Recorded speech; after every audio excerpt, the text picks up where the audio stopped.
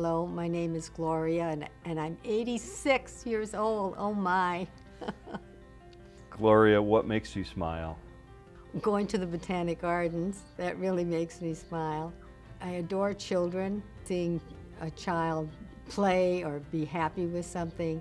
When I see a parent with a child and they're real attentive and there's such a nice communication going between, that really makes me smile.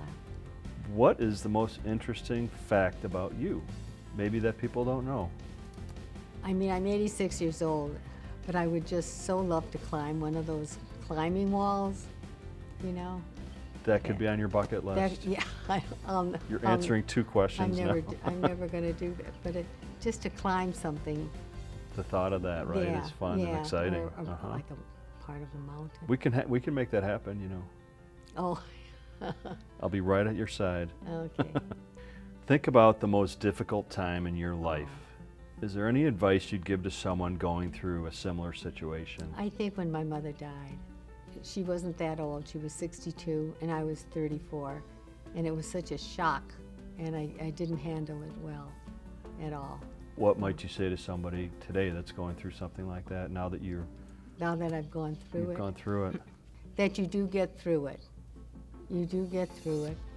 You learn that life goes on.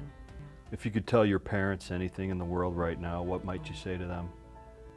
What I would say to them is, I'm sorry that when they were alive, that I didn't know more about their early beginnings, and that to thank them for being so generous and loving toward me. What is your favorite memory in your entire life? I have two daughters. One is adopted and one I had naturally. And I remember seeing my adopted daughter.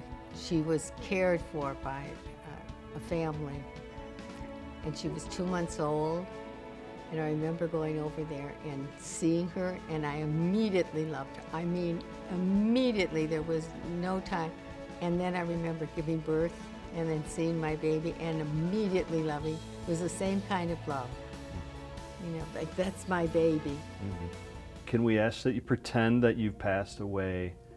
What would you like to say to your spouse or your children? Pick one that maybe you hadn't had a chance to say in your living years. Well, that love is the most important thing in life. That love is the most, and that love never fails. Love never fails. And that I truly love them. Gloria, what can we do to reduce hatred and prejudice in this world? I mean, love is always the answer, but I was thinking about our country. Our country is founded on Judeo-Christian principles, and that's what the Founding Fathers built the country on.